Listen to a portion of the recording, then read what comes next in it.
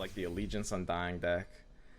I mean, this might be the best bet, right? The question is, like, can you go hard with like double Relentless Pursuit? Double drawing Relentless Pursuit just never feels good. Honestly, this deck isn't bad. Maybe it would just be something like this.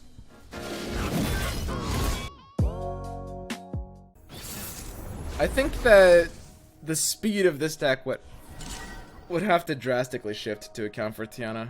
Unironically, I think I agree. I think that in an ideal world, I would find a way to fit in Tiana into this list, like as a one-off. And I actually think that I should be able to do that. I think that I should be able to do that. So we've drawn Withering Wail against Spiders, so we just kind of won. Neat. Going first on turn 1. We need Glimpse. Just get some stabilizers, right? Tiana sounds way too slow. Well, that's the idea. I would slow this list down a bit. I would modify this to be a bit slower. But it's a meta where you do want to play it kind of slowly. And unironically, it's like, I think that we're hitting a unique meta where it is kind of better than Relentless Pursuit, yeah. I like Tiana in this meta right now. I actually do. Zero irony. Third Spirits will often demotivate this attack. I don't know if there's a hand. Maybe if you have like second Elise.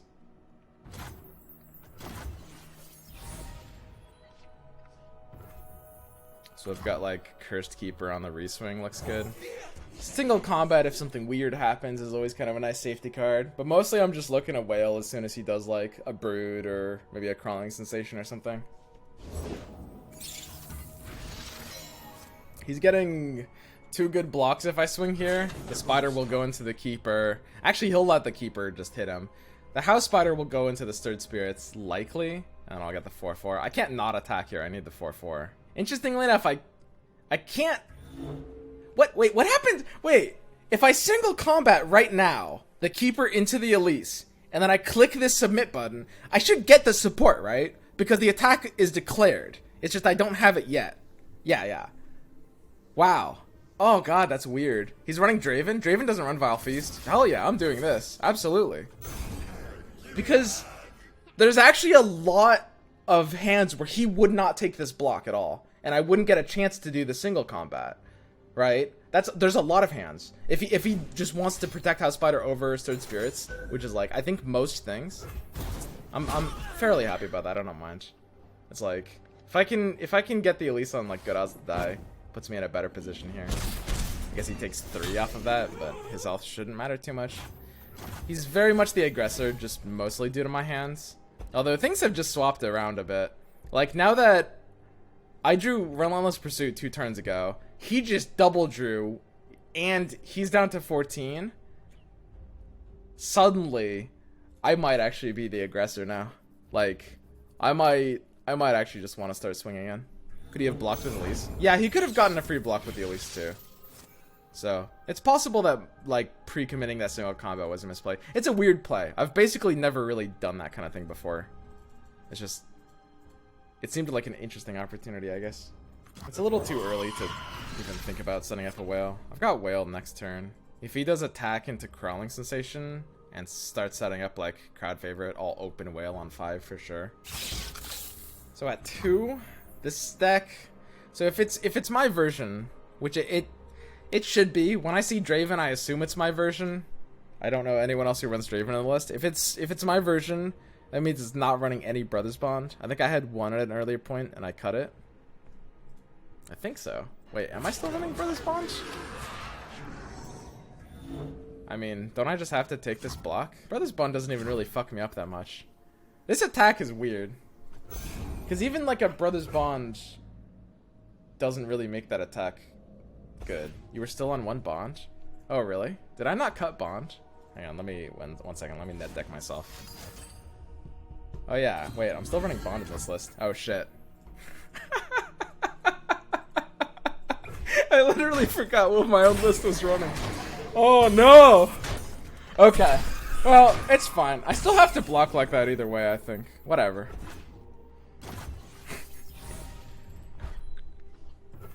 Oops.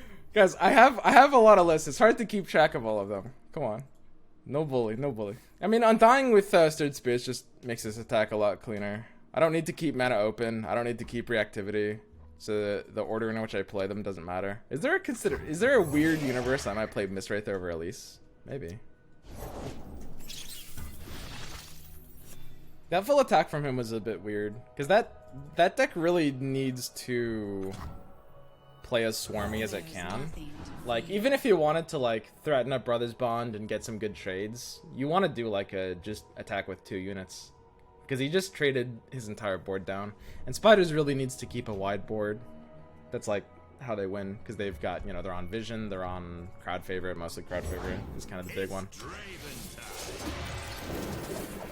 So Draven's got some blockers. If he blocks a 2 health thing, then I kill him to Whale, which is big. Let's just like demo an attack like this. Just think like, whenever you're thinking about attacks, just think how they would block, right? So this is kind of like the most standard attack. This 1/1 Spider gets a pretty good block into my Third Spirits. It's especially good because I have Whale in hand, and it devalues my Whale, right? That's important to keep in mind. He can't really block the Undying for value at all. His Draven will pretty much kill my Elise, but in doing so, he'll go into Whale range. And his House Spider should try to kill my other Spider, which puts that into Whale range too. So I think this attack ends up being okay, because it should all play out exactly like that. In theory, it should go Spider into this, and then House Spider into the 1/1. I would do that, but depending on his hand, maybe he could think about doing House Spider just to protect his health. You want to keep it alive, though. You kind of have to. And since I have no mana, there's no reason not to Draven into Elise. Once he Dravens into Elise, I think maybe he realizes that he has enough. So he's keeping Draven out of Whale range. That's interesting. I don't think you can really do that against this deck. I don't know any other like Callista Elise Undying deck that runs Whale, but I mean it's a safe play here. Keeps him out of like Vile Feast range. Maybe he's more worried about that. Now we're cooking. He's light on hand tools now.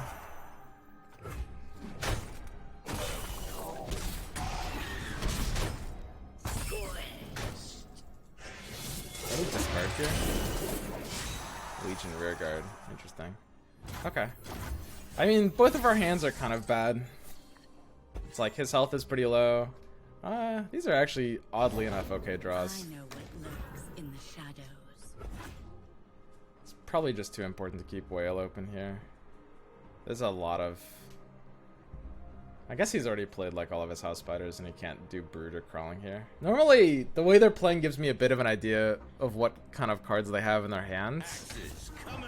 I don't know what this guy has in his hands at all.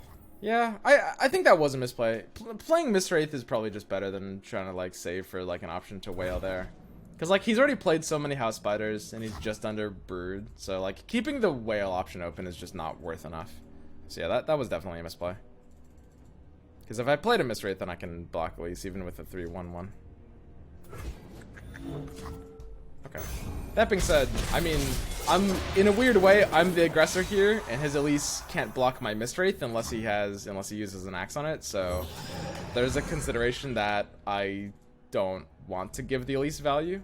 I hate Twitch chat. They pick one degenerate guy and fill the chat with pastas of his message. Wait, you've just literally modified a pasta and made it worse. Isn't it supposed to be they find the biggest idiot in chat and just all paste what he says or something like that? I gotta work with this joker. Is that just better?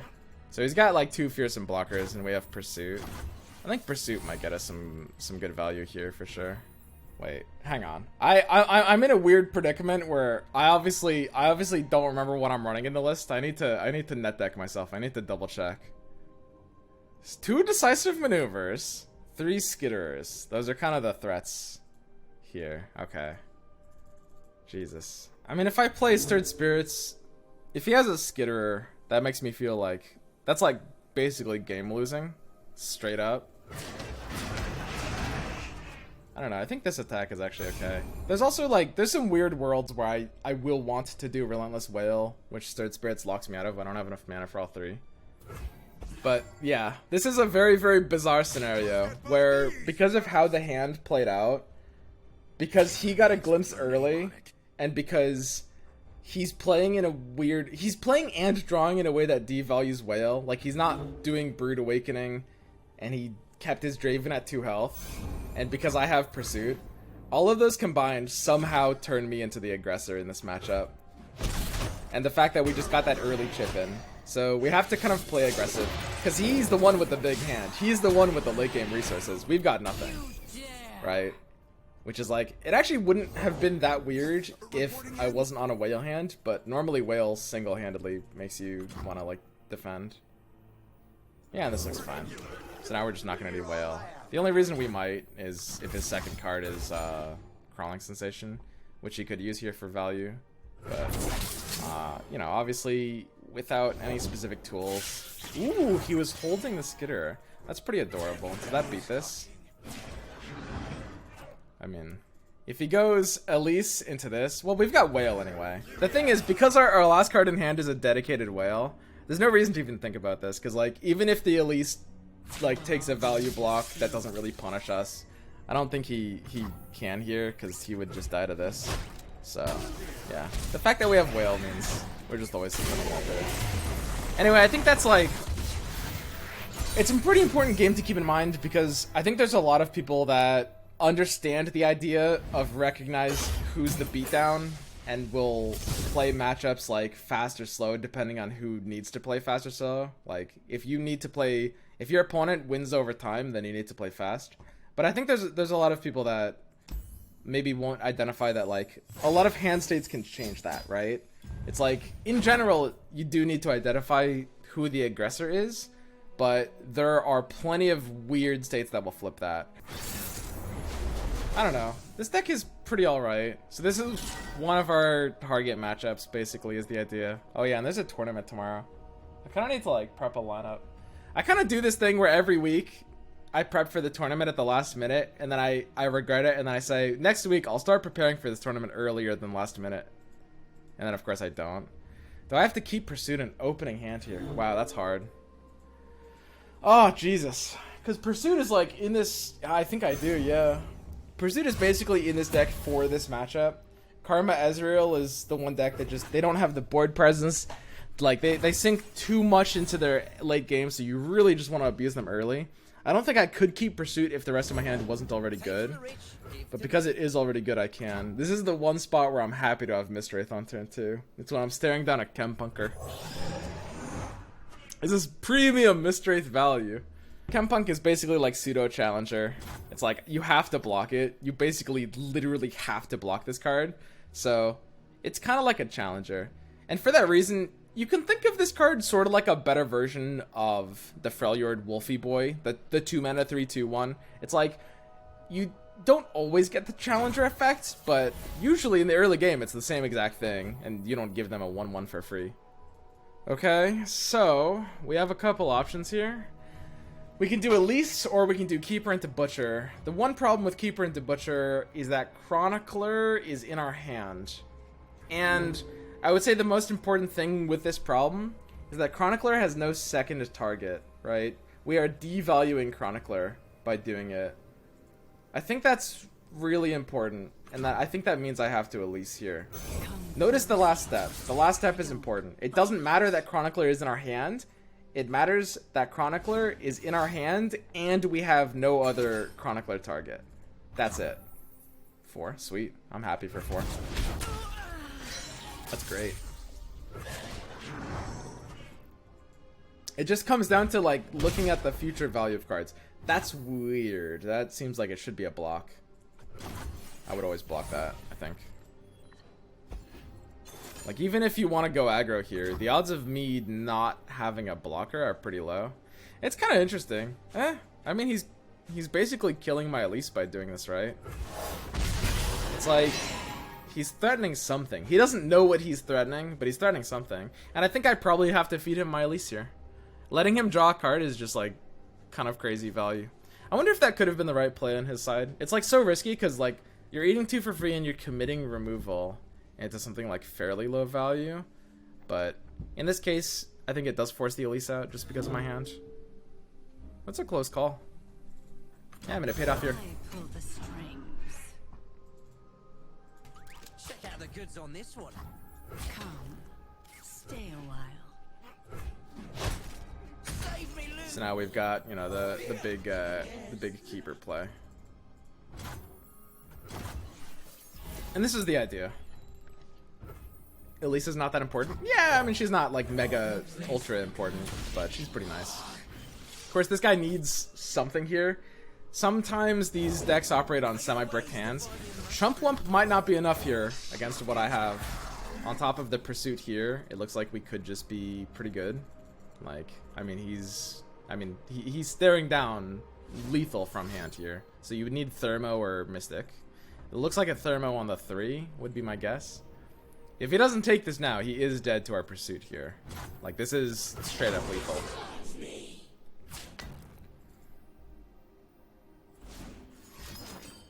Okay.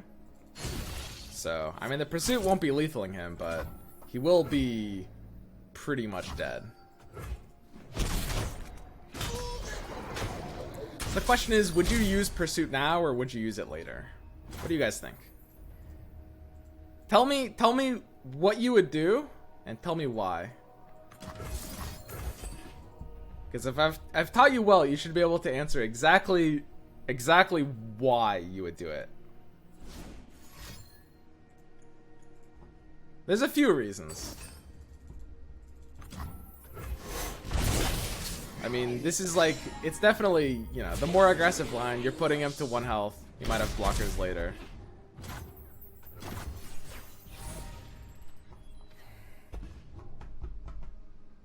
The answer I'm looking for is that it devalues Deny. The answer is he doesn't have Deny with mana there, which makes it simply the best pursuit, and we have nothing else deniable in our hands. I think that's kind of like, in general, the best way to like look at plays. There's different answers. Like, don't get me wrong. There are like that's kind of a bad example because I think that's a pretty obvious play where you kind of have to do that no matter what. You can take a Deny that's in his hand at odds.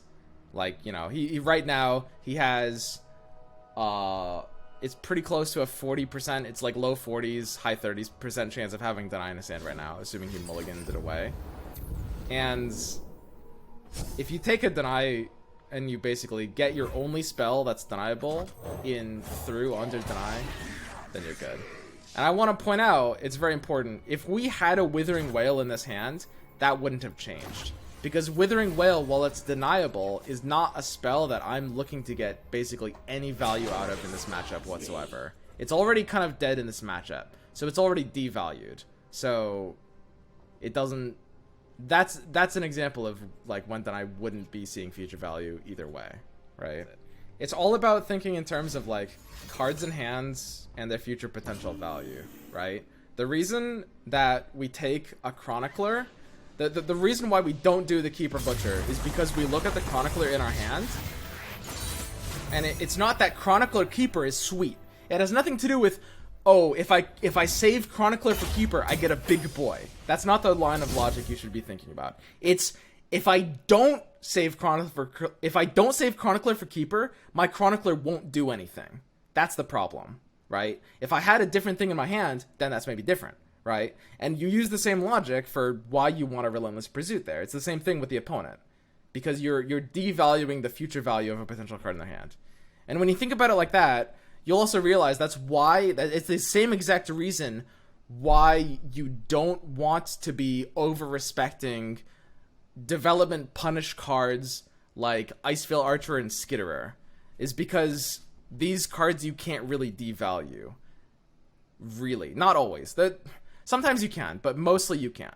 Mostly, when you try to open attack, like if you're thinking against a Freljord slow play deck, if you're on turn 4 and if you're thinking about open attacking just because of Archer, don't do it. Because you can't devalue Archer. You get the attack, but the Archer's still in the hand. And it's not like you can open attack every turn for the rest of the game. Like, Archer can't be devalued. That's why it's good. So, in a way, it's because it's so good that you sort of shouldn't respect it. Because you can't really counter it. And the same can be often true for a lot of cards like Single Combat. Right? Like, Mystic Shot is harder to devalue than something like Thermo Beam. You should, in a weird way, you should respect Thermo Beam more than Mystic Shot. It depends on your deck. It depends on the situation. But in a weird way, you should respect Thermo Beam more than Mystic Shot because it's weaker. Because it's more counterable. And you can force it into more awkward plays than you can Mystic Shot, which will always be good value.